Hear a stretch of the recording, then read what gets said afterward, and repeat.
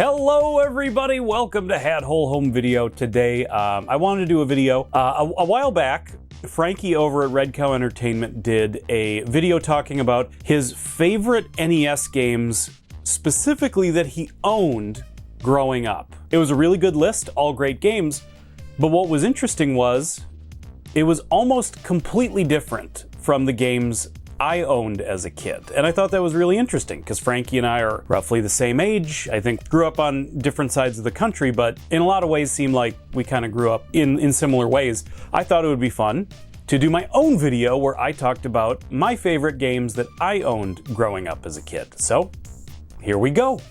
First up, Iron Sword. This game has the sloppiest gameplay ever, combined with brutally obnoxious level design and a finite number of continues. Playing this as a kid was punishing. I never came close to beating it. It's easily the most unfairly difficult game on my list. But the beautiful graphics and visual world building really filled my childhood imagination with epic adventures. I never made it past the first handful of levels, but it didn't matter, because I loved being in the world. And it has maybe the best player death animation where you spaz out and then your foot dangles off the edge. I love the little touches like that. And it's good that it's good because I watched that player death animation probably about 5,000 times growing up. Silkworm. Truly great two-player co-op games are kind of few and far between on the NES. I would assume mostly because of the system's limitations. So I'm surprised more people don't talk about Silkworm. It's a great side-scrolling shooter where you and a friend each take control of either a helicopter or a jeep. It was the go-to game whenever my dad and I were looking to play something co-op. Super tight controls, music, graphics, the difficulty curve, it's all rock solid. Check it out if you haven't. Fester's Quest. Yes, I thought Fester's Quest ruled when I was a kid, and I still do. Don't get me wrong, it's a messy hodgepodge of a game, but I think that's kind of part of its weird charm. I mean, I grew up a huge fan of the Addams Family TV show, so just having an Addams Family game of any kind, I was gonna be all in. It is far from perfect, but the Addams Family member cameos, the music, the first-person office building levels, the goofy alien designs, and the boss monsters, it's a bunch of pieces that shouldn't fit together, but somehow they do. I think it's a very underappreciated game. Who Framed Roger Rabbit?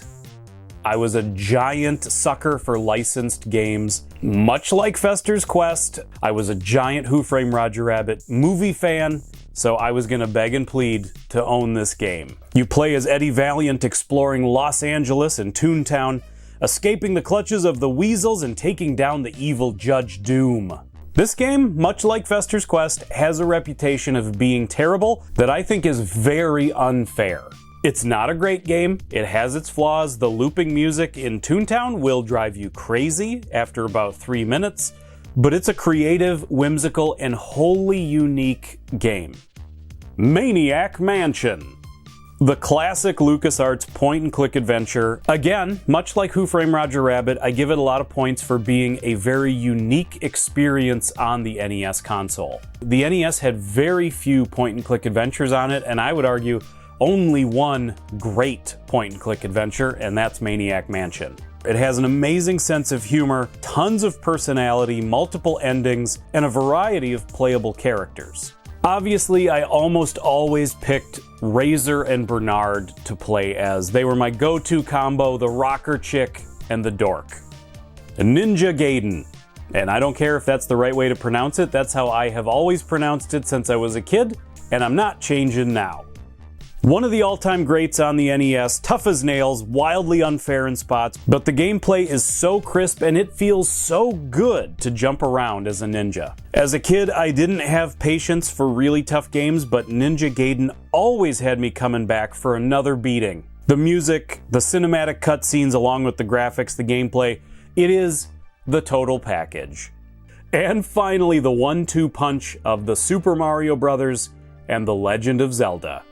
Perhaps the two most important video games of all time. There's nothing about these games that I can say that hasn't been said by a gazillion other YouTubers, but I do want to say personally for how great these games are on a technical level, the most important thing they did for me as a kid was fuel my imagination. Like I said, with Iron Sword, these games, the monsters, the weapons, the magical powers, the dungeons, the Mushroom Kingdom, these games informed the way that I would play and make believe in real life. I would play Zelda and Mario in the woods behind my house all the time, imagining myself in these magical worlds, stomping Koopa Troopas or slaying Octoroks. I think that is the greatest gift that those games gave so many of us kids. But like, duh, of course those games were gonna be my favorite games. They're not deep cuts by any stretch, they are the biggest hits. It's like saying your favorite Beatles, I mean, I guess the Beatles is a bad example because they had a million hits. It's like saying your favorite Lou Bega song is Mambo No. 5. It's like, duh, of course it is. If you have to pick one, of course it is. But anyway, that is my list. I might do a part 2 to this list because there were a lot of other games that I wanted to talk about, but I wanted to keep it concise. I might also do an SNES list at some point because that was maybe my favorite system of all time. But yeah, anyway, let me know what you thought. Please leave comments. Let me, tell me the games that you grew up with. Tell me how you feel about the games that I picked. All that fun, good, awesome stuff, and subscribe and like and all that stuff. Anyway, you know that whether you are a dirty dog sleeping in the sun or an alley rat eating up the night, you're always welcome here at Hat Hole Home Video. Bye-bye.